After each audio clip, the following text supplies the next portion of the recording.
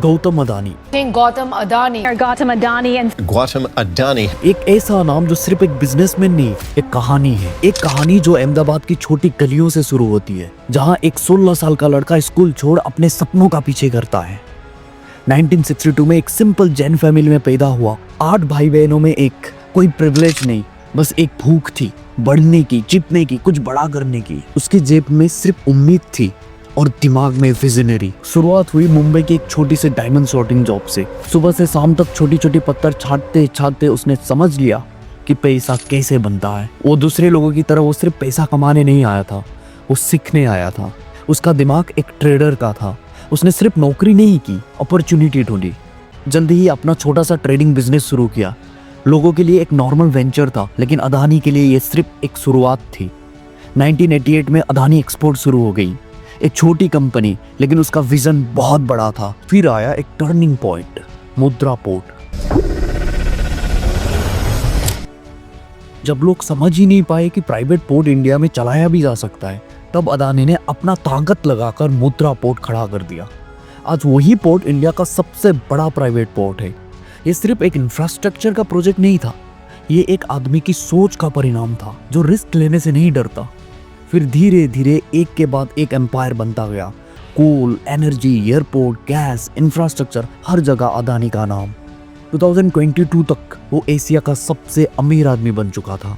Gautam Adani, the Indian tycoon who has climbed the wealth rankings at breakneck speed this year. Gautam Adani Bharat के सबसे अमीर व्यक्ति हैं और विश्व में 6ठे नंबर पे हैं। अडानी ग्रुप के चेयरमैन गौतम अडानी एशिया के सबसे अमीर व्यक्ति बन गए हैं। $126 बिलियन की नेट वर्थ के साथ। एक गरीब किसान का बेटा जो कभी मुंबई की गलियों में काम ढूंढता था, 7 एयरपोर्ट्स का मालिक है। करोड़ों लोगों की बिजली उसके प्लान से आती है। उसने दुनिया को दिखा दिया कि सिर्फ सोच बड़ा होने से कुछ नहीं होता, उस सोच पर एक्शन लेना पड़ता है। लेकिन जितना बड़ा सफर उतना ही बड़ा सवाल। लोग कहने लगे कि गुजरात का सपोर्ट मिला, मोदी का साथ मिला, बिलियन डॉलर्स आए, लेकिन सवाल भी उठे। उसकी सक्सेस स्टोरी जितनी इंस्पायरिंग थी, उतनी ही कंट्रोवर्शियल भी। 1998 में किडनैप हुआ। 2008 मुंबई अटैक में ताज होटल के अंदर था। मौत से 2 बार सामना हुआ, लेकिन हर बार बच गया। लोगों ने कहा यह आदमी सिर्फ लक्की नहीं, उसके साथ कोई ताकत भी है। पर यह ताकत उसकी अपनी थी, उसकी सोच, उसका विजन, उसका रिस्क टेकिंग एटीट्यूड। लेकिन हर कहानी का एक दूसरा पहलू भी होता है। जब हिंडनबर्ग रिपोर्ट आई, अदानी एम्पायर हिल गया। Hindenburg Research released a scathing report targeting the Adani Group, controlled by Gautam Adani. एक खबर इस बीच आपको बता दें, अडानी बनाम हिंडनबर्ग विवाद सुप्रीम कोर्ट तक जा पहुंचा है। Now Hindenburg's report on the Adani Group is godsend for Indian truckers delivering cement. एक ही रात में $50 बिलियन उड़ गए। स्टॉक गिरने लगे। दुनिया कहने लगी अदानी अब खत्म हो गई। पर जो लोग अदानी को जानते हैं, वो समझते हैं ये आदमी गिरने के लिए कभी बना ही नहीं है। 1 साल के अंदर वापस उठा, नए डील्स लाए, नए इन्वेस्टमेंट्स लाए, कतार के सोवरियन फंड से $बिलियन आए, स्टॉक्स वापस बढ़ने लगे और एम्पायर फिर से खड़ा हो गया। अब सवाल ये है, अदानी सिर्फ एक बिजनेसमैन है या फेनोमेना? उसकी कहानी सिर्फ पैसा कमाने के लिए नहीं है, एक माइंडसेट की है। रुकता नहीं, सिर्फ आगे बढ़ता है। लेकिन हर उड़ान की एक लिमिट होती है। क्या ये कहानी हमेशा ऊपर जाएगी या एक दिन ये भी गिरने वाली है? ये सिर्फ अदानी की कहानी नहीं, ये इंडिया की ताकत, उसकी एम्बिशन और उसके सपनों की कहानी है। और ये कहानी अभी खत्म नहीं हुई है, ये सिर्फ शुरुआत है।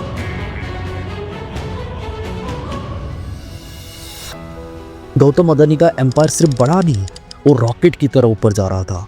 2010 तक उसका नेटवर्थ $1 बिलियन पहुंच गया था। पोर्ट्स और ट्रेड से पैसा बरस रहा था। 2015 तक ये $10 बिलियन तक पहुंच गया। पावर प्लांट्स, कोल माइंस और इंफ्रास्ट्रक्चर पर उसकी पकड़ मजबूत होती गई। लेकिन अदानी ये रुकने वाला में से नहीं था। हर साल नए पोर्ट्स, नए पावर प्लांट्स, नए प्रोजेक्ट्स। आज इंडिया का इंफ्रास्ट्रक्चर अदानी के नाम से चल रहा था और वो जानता था उसके बिना ये पॉसिबल ही नहीं थी। 2022 तक उसके पास 7 बड़े एयरपोर्ट्स थे, जिसमें दिल्ली और मुंबई जैसे जायंट्स भी शामिल थे। जो लड़का एक टाइम जेब में सिर्फ सपने लेके चलता था, आज वो इंडिया का हवाई सफर कंट्रोल कर रहा था। जब दुनिया ग्रीन एनर्जी की बात कर रही थी, तब अदानी कोल पे डबल डाउन कर रहा था। बाकी बिजनेसमैन कोल से दूर भाग रहे थे, लेकिन अदानी के लिए ये सोना था। नए माइंस, नए पावर प्लांट्स और रिकॉर्ड ब्रेकिंग प्रॉफिट्स। लेकिन हर रोशनी के पीछे एक छाया जरूर होती है, और ये छाया थी नरेंद्र मोदी की। गुजरात के सीएम से लेके इंडिया के पीएम तक बनने का सफर मोदी ने तय किया, और अदानी हमेशा उनके साथ था। कहने वाले कहते हैं कि अदानी को बड़ा फेवर मिला, सस्ते लैंड्स मिले, गवर्नमेंट कॉन्ट्रैक्ट्स मिले और एक ऐसी पोस्ट मिली जो किसी को नहीं मिली। मोदी और अदानी दोनों एक साथ आगे बढ़े, एक देश का नेता बना, दूसरा देश का सबसे बड़ा बिजनेसमैन। सिर्फ 5 साल में $1 बिलियन 10 बिलियन तक पहुंचा। पोर्ट्स, पावर, प्लेन्स, हर जगह सिर्फ एक ही नाम, अदानी। देश का डेवलपमेंट उसके मशीन से धड़क रहा था। लेकिन एक सवाल हवा में लटक रही थी, क्या ये सिर्फ उसकी मेहनत का नतीजा था या फिर पॉलिटिकल टाइज ने उसको और तेज कर दिया? 2022 तक गौतम अदानी दुनिया के चोटी पर था, एशिया का सबसे अमीर आदमी, $126 बिलियन का दौलत। मुकेश अंबानी को भी पीछे छोड़ दिया। गुजरात का एक गरीब लड़का आज इंडिया का सबसे बड़ा नाम बन चुका था।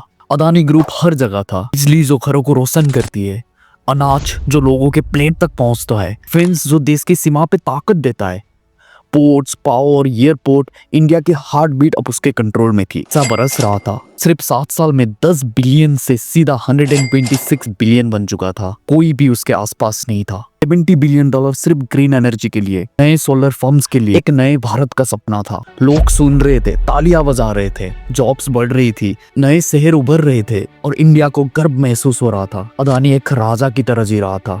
प्राइवेट जेट्स आसमां काट रहे थे। मुंबई की सबसे महंगी प्रॉपर्टी, करोड़ों का महल, लोग उससे प्यार करते थे। उसको सब एक विजन का हीरो मानते थे।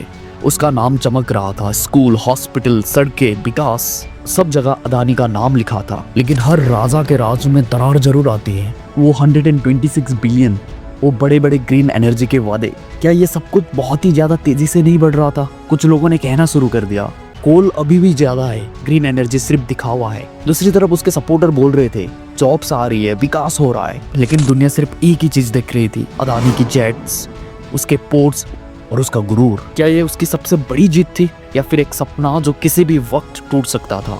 जवाब आने वाला था, और वो एक शांत जवाब बिल्कुल नहीं होने वाला था।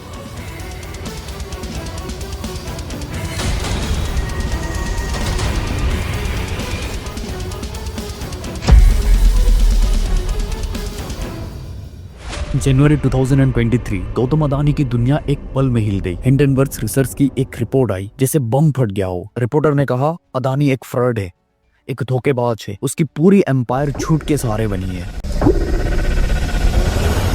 फेक कंपनी जो सिर्फ दिखावे के लिए है, जो उसकी दौलत को नकली तरीके से बढ़ा रही है। और फिर बम, सिर्फ कुछ दिनों में $50 बिलियन उड़ गए। अदानी ग्रुप की कंपनी का आधा मार्केट वैल्यू मिट्टी में मिल गया। इंडिया हिल गया क्योंकि पोर्ट, पावर, एयरपोर्ट सब अदानी से जुड़े हुए थे। लेकिन अदानी खड़ा था, सीधा जवाब दिया, बोला ये सब झूठ है, एक साजिश है, इंडिया को कमजोर करने की एक चाल है। लोग 2 हिस्सों में बट गए। कुछ चिल्लाने लगे कि हिंडनबर्ग एक फॉरेन अटैक है, भारत की इज्जत पर एक वार है। दूसरे लोग बोलने लगे कहीं ना कहीं कुछ तो गड़बड़ है। सच क्या था कोई नहीं जानता था। उसका 126 बिलियन का साम्राज्य हिल गया, गिरकर $80 बिलियन तक आ गया। मार्केट पैनिक में था, इन्वेस्टर भाग रहे थे। फिर भी अदानी लड़ा, बोला कि साबित करेगा कि वो सही है। लेकिन हर बड़ा आदमी एक निशाने पे होता है। क्रिटिक्स जोर से चिखने लगे। मोदी से उसके रिश्ते उसको मजबूत बनाते हैं। उंगली उठाई गई, बैंक से $1 बिलियन लोन्स, गवर्नमेंट की मदद, ये बहुत आसान रास्ता है। लोग चिल्लाए, कुछ उसको फाइटर, जॉब क्रिएटर कह रहे थे, तो कुछ कह रहे थे कि ये एक राजा बन गया है जिसका दोस्त बहुत ताकतवर है। लेकिन प्यार करो या नफरत, अदानी को इग्नोर कोई नहीं कर सकता था।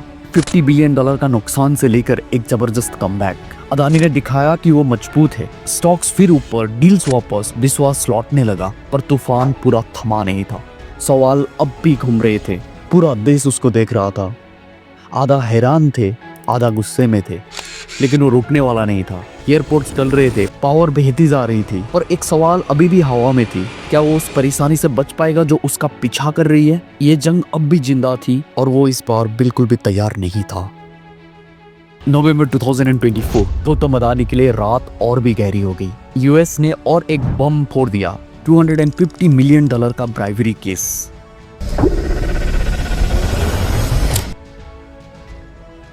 इल्जाम था कि अदानी ने इंडियन ऑफिशियल को चुपके से पैसे दिए बड़े एनर्जी और $1 बिलियन सोलर कॉन्ट्रैक्ट जीतने के लिए। सिर्फ इतना ही नहीं, अमेरिकन इन्वेस्टर को फेक नंबर दिखाकर धोखा दिया। मार्केट फिर से हिल गया, स्टॉक फिर से गिरे। सिर्फ एक हफ्ते में $16 बिलियन गया। एक टाइम पे 70 बिलियन का मालिक अब सिर्फ 54 बिलियन पर आ गया। लेकिन अभी भी नाम बहुत बड़ा था, लेकिन पहली बार सच में वो हिलता हुआ दिख रहा था। फिर भी अदानी ने जवाब दिया, सब झूठ है, बिना प्रूफ का शोर है। इंडिया शॉक में थी। पोर्ट्स, पावर, एयरपोर्ट सब अदानी के साथ जुड़े थे। यूएस क्लेम कर रहा था कि 250 मिलियन दिए गए कुछ अपना बनाने के लिए और सच को छुपाने के लिए। कोर्ट के दरवाजे दिखने लगे, पर अदानी वही शांत, कॉन्फिडेंट, मैं कीन हूँ, ये सिर्फ मुझे तोड़ने की साजिश है। लेकिन दुनिया देख रही थी। इंडिया का एक शक्तिशाली नाम अब शक के घेरे में था। कोल, ग्रीन एनर्जी, एयरपोर्ट, पूरा एम्पायर लड़खड़ाने लगा। यूएस लॉ और इंडियन मार्केट के बीच अदानी फंस चुका था। सपोर्टर्स अब भी कह रहे थे वो एक फाइटर है, ये सब उसको गिराने की साजिश है। क्रिटिक्स दिख रहे थे, असली चेहरा सामने आया। सच क्या था? ये फाइट अब भी जारी थी और इंडिया की कहानी अदानी के साथ जुड़ चुकी थी। ये सिर्फ एक स्कैम का केस नहीं था, ये एक एम्पायर का सर्वाइवल टेस्ट बन चुका था। एक वक्त था जब दुनिया अदानी को सिर्फ सक्सेस की मिसाल के रूप में देखती थी, पर अब हेडलाइंस कुछ और कह रही है। Fraud, bribery, scandal, court, media और इन्वेस्टर सब उसके पीछे पड़ गए हैं। ये कहानी अब सिर्फ पैसा और पावर की नहीं रही, अब ये क्रेडिबिलिटी की जंग बन चुकी है।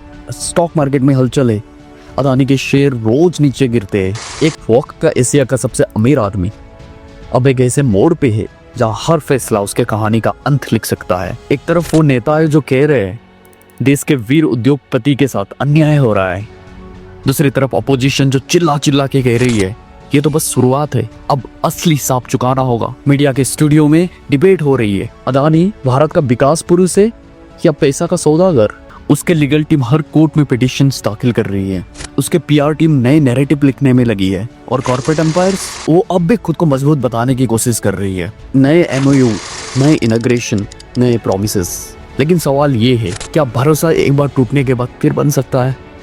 और सबसे बड़ा सवाल, क्या ये एक एम्पायर का पतन है या एक और बाउंस बैक की शुरुआत?